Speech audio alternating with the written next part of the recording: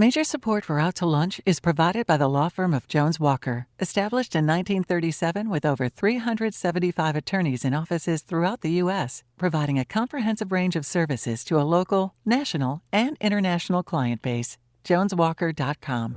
And by Short & Associates, legal recruiters in Louisiana and Texas. And by Peony on Magazine Street, exceptional women's and children's clothes and gifts. From Nola Pizza in the Nola Brewing Tap Room on Chapatula Street in New Orleans, we're out to lunch with Peter Raschuti, Tulane University's A.B. Freeman School of Business professor and director of the award-winning Birkenroad Reports. It's business, New Orleans style. Hi, I'm Peter Raschuti. Welcome to Out to Lunch. There are simple facts about the economy that we all know. One of them is that the way most people in the United States accrue wealth is through the appreciation of the value of a home. The fatal flaw with this foundational economic principle is easily demonstrated here in New Orleans, with over 50% of New Orleanians renting, not because they've made some maverick financial decision about home ownership, but simply because they can't afford to buy a house. The other economic principle that we all know is this: there's a growing wealth gap in the country and in our city. The reason we know these simple facts about the economy is because we hear these types of conversations often. What we don't hear very often is what are the solutions to the problems of housing and wealth inequality. But there are people working on these issues, people who are making a difference in closing the wealth gap in the U.S. and here in New Orleans. Two of them are my lunch guests today, Nicole Barnes and William Stout. Nicole Barnes is the executive director of the Jericho Road Episcopal Housing Initiative. Jericho Road works to provide affordable housing in two ways. They develop and build affordable houses, and they work with people who would normally be unable to afford a house. They put together loans and financing that can get a person into their own home for a down payment of $1,500. Yes, you heard that correctly, $1,500. Nicole Barnes, welcome to Out to Lunch. Thank you for having me. William Stout is the executive director of Rebuilding Together New Orleans. You might think that we invented the concept of rebuilding here in New Orleans after Hurricane Katrina nearly wiped out the city in 2005, but in fact, an organization called Rebuilding Together was formed in Midland, Texas in 1973, and the New Orleans branch was founded in 1988. Rebuilding Together works with low-income and elderly homeowners to provide critical health and safety home repairs so that the elderly and low-income people can afford to maintain their homes and stay living in them. Since their inception, Rebuilding Together has revitalized over 1,700 homes in New Orleans. William Stout, welcome to Out to Lunch. Thanks for having me on. Nicole, the costs of buying land, buying houses, and renovating them is so great that Jericho Road can't rely on just individual owners. You depend instead on the backing of major contributions from banks, federal agencies, and other large funders. With this funding, Jericho Road is making a fairly significant impression on local housing. In under 20 years, you've invested almost $40 million in the local real estate market.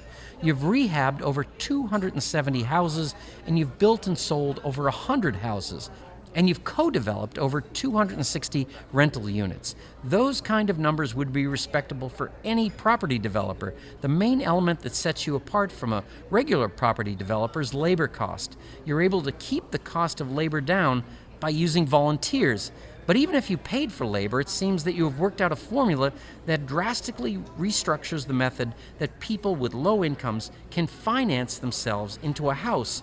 Is there any way to scale this so that hundreds of thousands of more people could become homeowners?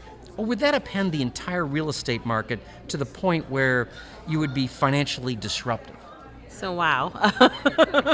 We do a lot. But really, I don't think it would. To answer your question in short, no, it will not upend the real estate market. What we're finding, particularly here in New Orleans, is there is not enough housing that is affordable to regular, everyday New Orleanians, to all of the folks who work in the tourism industry, to all of the people who make our economy go.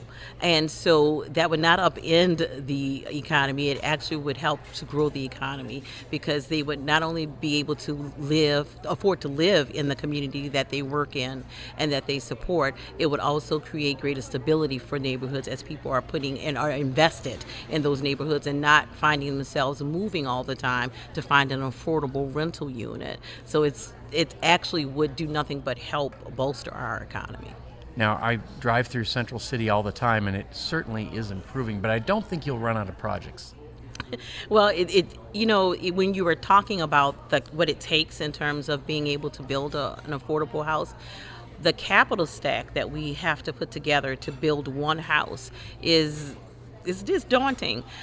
For a 1,330 square foot house, on average, well, prior to this extreme increase that we've seen in lumber, the total development cost for one of those homes was about $225,000, which is not affordable to someone who is at 80% of the area median income.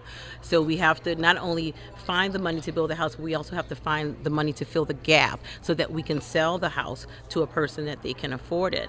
And so we were talking a little bit before we started to record about what's happening with lumber prices. We've seen an increase in at least $30,000 minimally to build a home for lumber. We're actually doing something that's really innovative and kind of cool. We're building a house with metal framing, which was unheard of before because the cost was so prohibitive. And I remember the 3 little pigs, and metal was the 4th pig, I believe. There's now, William, we all know houses in our neighborhoods that have fallen into disrepair for one reason or another. What we generally don't know is what those reasons are. Most of us accept the fact that a certain house on our street is a wreck, and maybe we assume that the person who lives there just didn't care. The truth apparently can be quite different. People who are elderly or disabled often don't have enough income to keep up with home maintenance. Rebuilding Together is focused not just on the upkeep of these types of homes, but also on remodeling or repairing houses so the elderly people can continue living in the homes while they age. This is an amazing initiative, and I'm sure you have people that work on publicity and get you on shows like this, for example. But in general, if a person is living in a difficult situation, if their home is crumbling around them, how would this person hear about you and go about enlisting your services? The number one source of how people hear about us is actually word of mouth. And so we're on the news a bunch. We're happy to be here today talking about the problem, but so many New Orleanians can't afford basic meals or food or health care. And so when you're talking about a $1,200 roof repair, that's an entire month of Social Security for most of our families. And so absolutely, we have way more need than we have the ability to help. But word of mouth, unfortunately, is somebody sees our work and then they call, because there isn't just one person on a block that needs help that you were talking about. There's whole neighborhoods that need assistance. And so Nicole was doing an amazing job of bringing new families into the community, but we're making sure that our long-term stakeholders, our New Orleanians, the fabric of so many neighborhoods, are able to stay for as long as they're able. I knew you two know each other because when you came in, you did that secret nonprofit urban restructuring handshake, which I think is pretty terrific. Nicole, one of the things that makes, well, really it's both of you, that allows you to do this is lower labor costs. Are these volunteers? I mean, I keep thinking, because I teach at Tulane, people that have like alternative spring breaks and decide not to just do shots of Jägermeister in Panama City or something. Is it these kind of groups that you bring in? So for Jericho, for our construction, we don't use volunteer groups. We actually have, we work with local contractors, but we also have a workforce development construction crew that we have. It's been going on like 2 years now, and it was a part of our acquisition of another nonprofit called Project Homecoming. I was careful to say acquisition because the lawyers get crazy when I say merger. Oh, wow. But for everyday folks, we came together, Yeah. and we're one great big happy family now. But and so Project Homecoming had a workforce development crew where they had young men who were unemployed or underemployed previously to work with an on-the-job training mechanism to build their homes. And when we came to Jericho, we decided to formalize the program a little more. We had a great partnership with the Louisiana Workforce Commission, Job One, and Delgado to have formal certified training for our trainees, and now they're working on building houses for us, and they're they're earning while they're learning, and the pandemic didn't even stop it. For example, they couldn't go to in-person classes at Delgado, so we hired their actual instructor from Delgado to come and work with us every day so they can continue learning. So but it's still a great balancing act, trying to figure out how we continue to build houses, particularly in what's happening with the economy, particularly what's happening with lumber, to make sure that we afford these opportunities to residents all over the city. So this is sort of a second kind of a lanyard part of this. I mean, you're building these homes, which is helping so many people, but you're creating a workforce. We're creating a workforce with family-sustaining wages, and ideally for us, we're going to also include training for them in electrical, plumbing, HVAC, and particularly in New Orleans, it's important for us to look at plaster and ironwork. These are trades that are slowly dying because we don't have people taking up the mantle, and so we want to be able to preserve our rich architectural history.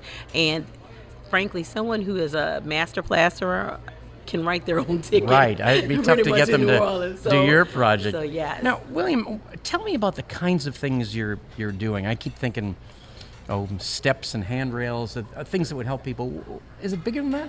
Oh, absolutely. So anything from last year we did a new construction project all the way to just going into a bathroom and putting a grab bar. That's where our organization serves. And certainly most of our projects are addressing what we would say mechanical issue, HVAC, plumbing, foundation, and then all of the other things that make it so a homeowner can get and access the home safely. So grab bars are huge. Even some of the lead work that we're doing and making sure that our homeowners or young children sometimes in homeowners aren't being having lead in their homes is a lot. But essentially what we look at is what are the home health safety risks and how are we able to address them as an organization? Now, when you think about your labor force, is it more of that volunteer group? So we have about 1,500 volunteers a year that support our organization. We actually just had our big crawfish boil this past weekend, and we had about 100 volunteers come to 5 different sites this Saturday. We built in the morning and we boiled in the afternoon. But during the pandemic, we had none of those volunteers, and we went from 1,500 to 500 overnight. And so one of the ways that we address comparably to Nicole's workforce development is our AmeriCorps program, which is a great way to get young people involved, take a gap year, get an educational award, and really do some good in the community. And that is a huge component of how we are able to serve so many homeowners every year. And William, sometimes when we think about restoring the inner city and trying to help people, the criticism is always that somebody comes in and tells them what they need, as opposed to asking folks what they need. Is that one of your first steps, I guess? There's so many layers to that problem and to the solution, but generally our homeowners are asking for help. And that's the big part, is that we're not going to go to a house that doesn't need our help. And actually our homeowners are waiting at least a year usually to be helped because of the need being so great. We was looking at just some data points before getting here, and we had about 300 homeowners call since September just for new services, not including the people that are already on our wait list. And so we're not going to go somewhere we're not needed. You're listening to Out to Lunch. I'm Peter Raschuti. I'm talking with William Stout from Rebuilding Together New Orleans and Nicole Barnes from the Jericho Road Episcopal Housing Initiative. And Nicole, I kind of waited to ask this question, but chronologically, tell me what happens. You see a lot, an empty lot. And then what are the steps after that? So Jericho Road, right after the hurricane, a number of the nonprofits were able to do a bit of land banking with guidance from the New Orleans Redevelopment Authority and the City of New Orleans, so that we can acquire nuisance properties or properties that have been abandoned and properties that have been sold back to the state through the Old Road Home Program. So we had a bank of properties that we were working through. We're almost through them now, but and so we start there with the lot that we're talking about. But you touched upon something when you were talking to William about giving the community what they actually want. And Jericho Road has a really robust community engagement program because of that. So we didn't go into the neighborhood and say, this is what we're going to do. We started to work with the neighbors to find out exactly what they want. And so we helped to start 3 neighborhood associations in Central City so that neighbors could have their own voices. And so they are, they've been really active with advocating for themselves about all of the issues that happen in and around Central City. Just last summer, when there was a shooting on a block and on 7th Street that was very disruptive to all of the neighbors there and to some of the homeowners that we helped to move in, we were able to work with Council Member Jay Banks's office, the captain of the 6th District Police office. We had someone from the mayor's office. We had Cure Violence there. Everybody came together. We were on a Zoom, but we were really able to get a resolution for those neighbors in that block. We had stepped up patrols. There was a huge drug bust there because that was a source of the activity. So a lot of what we do is not just building homes. We work on vacant land management to address blighted and abandoned properties, all of those things, because community development is not just building sticks and bricks. It's really about working with the community, responding to the community, and creating what the community wants for their community. I'm going to use that term, sticks and bricks. It's so when you build the house, is it pre-sold? Do you know who's going to be living in there? A lot of the time, because we also do financial coaching, individual financial coaching. People who are at a really low income, it becomes really difficult for them to do the curative credit work that they need to do to accumulate a savings for down payment and closing costs, and to also be able to qualify for a mortgage. So we start to work with families sometimes 2 and 3 years before they're actually mortgage ready. And so, but most of the time when we start a house, we have a number of people who are ready to buy. Sometimes they're in competition. Right now we're in pre-development, extreme pre-development for 2 houses in Pontchartrain Park. We have 8 families that are really mortgage ready and want to buy those houses. So typically we do have buyers lined up, and if something should happen, that buyer goes away, we usually have a backup as well. And William, I'm trying to get a grip on your footprint. Is it not just New Orleans itself? So Rebuilding Together New Orleans is just New Orleans, but we are part of a national affiliate nonprofit. And so there's about 120 affiliates across the country, and collectively we share the same mission and the same vision that everyone has a right to live in a safe and healthy house. So we're supported by that mothership in DC, but we are an independent 501c3 nonprofit in New Orleans, and we work exclusively in Orleans. Which is a French term for we can give you money and it's tax deductible, I guess?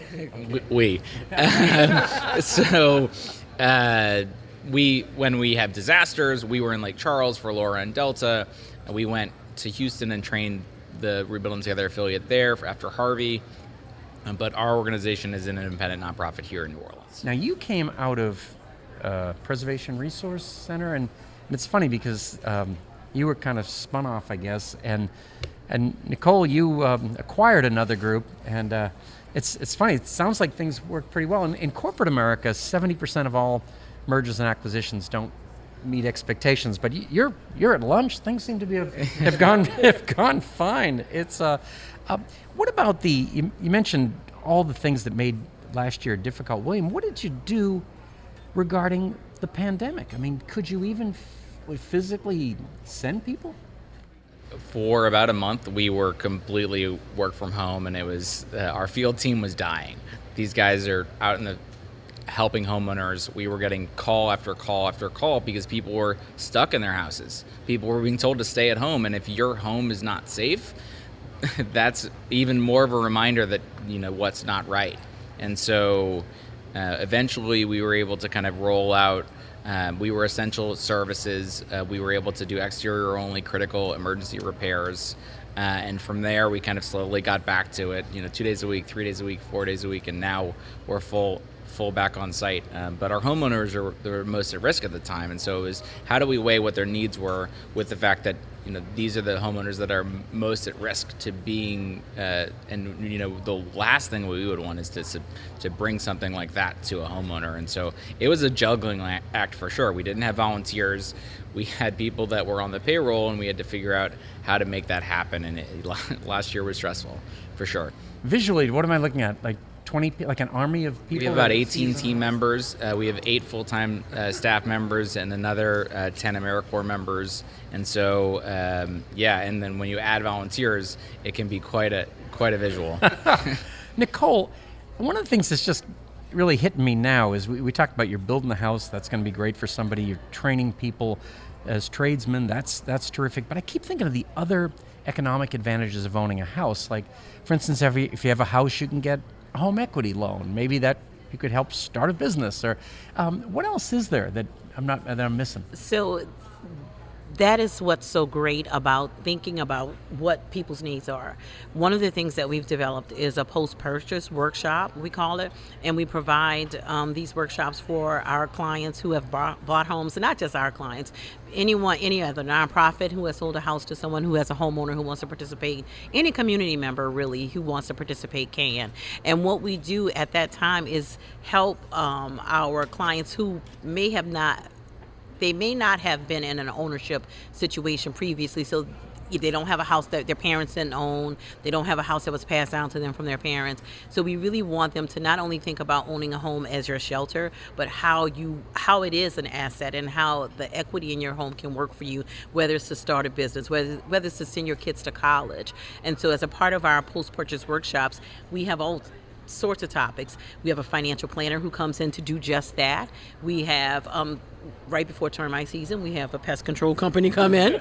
We all know we need that in New Orleans. Right before the summer, we have an HVAC person come in to talk about how to get your unit ready. We also have someone come in and talk about foreclosure. Even we hope no one ever needs it, but just in case, and because we know that when someone's in trouble with a mortgage, they start to freeze. They don't open the letters that come from the mortgage company. They don't talk to anyone. So we just want to put that information out there in case anyone ever needs to know it. So we really want our homeowners to be best positioned and acclimated to home ownership and to realize what this asset can do for them in their lives. Can I jump in? I was just going to say that, on the opposite side, we have so many homeowners that have this generational wealth that they've been able to pass down. And so many times what we're seeing is they're not able to take care of the property. And so that it gets passed down or it doesn't get passed down. And there's speculators, there's investors, there's people that are taking these properties and paying next to nothing for them, turning around and making that wealth. And so what we are trying to do is make sure that those homeowners, even if we're trying to keep them in the house, the secondary benefit of our work is they get to take benefit of that generational wealth. They get to actually see that property appreciate in value and stay in the 7th Ward, stay in Treme. And so that's it's two sides of the same coin is what Nicole and I are trying to do. I mean, we refer people to Rebuild It Together all the time because we have community members who just need help. I mean, so much so that we did a very small owner-occupied rehab program for seniors in our neighborhood just because we know everybody we referred them to had long waiting lists already. So we said, let's apply for a grant, see if we could do it, right? And so we helped 22 seniors in our neighborhood to be able to just do very small projects, but very needed projects, that they for health and safety repairs to their homes. So it's just, think about our economy. Think about how people in the tourism industry, the average person, at least 30% of the people in the tourism industry make $24,000 a year or less. You can't live on that. But if you had a house that was passed down to you from your parents, free and clear, think about how much farther that $24,000, $30,000 a year would go to take care of your family. And so that's what's most important about stressing the importance of home ownership. It's the number one way we build assets in America, and we don't want to leave any segment of the population behind. One of the things I always talk to people about is even if you were rich, you should be rooting for the lower middle class and the middle class because they're buying the things that are actually helping your company. They're working in your business. I mean, so many of our homeowners worked in hospitality for 30 years, and then you look at their paycheck and you look at what their take home is every month, and you're saying, okay, there's literally no way that you can make this repair. And this is the people that run our community. These are the people that make sure New Orleans happens. And a lot of us had no idea how difficult everything was until after Katrina, where you went around, a lot of people didn't have, clear title to homes. We were a real mess. but you're making us less of a mess. You're making a huge impact. Thank you both very much. The uneven distribution of wealth in our country and in our city is a gap all of us would like to see closed or at least narrowed. Nobody wants wealthy people to become less wealthy, but we all agree that it would be a good thing if less wealthy people had more access to resources. The most fundamental way most of us can get greater wealth and hand it on to the next generation is through widespread home ownership. It's fairly well accepted that we can be a nation of homeowners without upending the economy or unleashing an economic revolution. We just need to stop talking about the widening wealth gap and instead find ways to start closing it.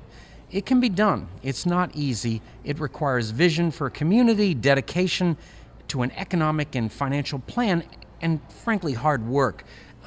There are people actively working on this issue. Nicole and William, you're two of the people in this field who are really making a difference. Thank you very much for everything you're doing, and thank you both for taking the time to join me today on Out to Lunch.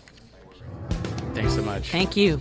My guests on Out to Lunch today have been Nicole Barnes, Executive Director of the Jericho Road Episcopal Housing Initiative, and William Stout, Executive Director of Rebuilding Together New Orleans. Now, we edited this show to fit into the time slot here in WWNO, but you can hear the unedited conversation and find out more about Nicole and William's inroads into affordable housing by listening to the Out to Lunch podcast. You can find and subscribe to the Out to Lunch podcast anywhere you get podcasts and on our website, itsneworleans.com. If you want to know what we look like, you can find photos from this show on itsneworleans.com and on our Out to Lunch social media. These photos were taken today by Jill LaFleur. You can find more of Jill's photos at lafleurphoto.com.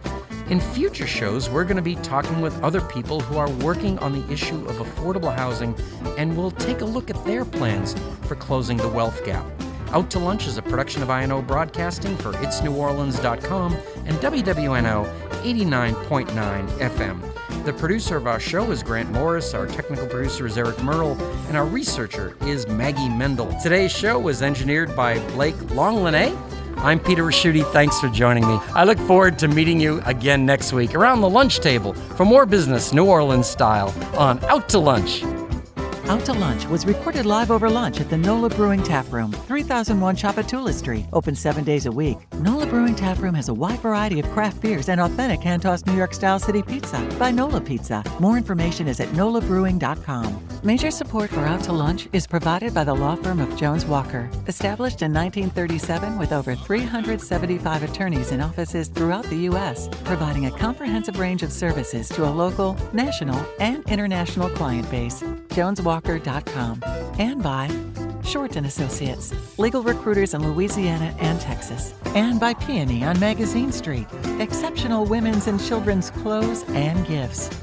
Mitchell Foreman wrote and performs all the music on Out to Lunch. You can hear Mitchell's music anywhere great jazz is sold or streamed, and at mitchellforeman.com.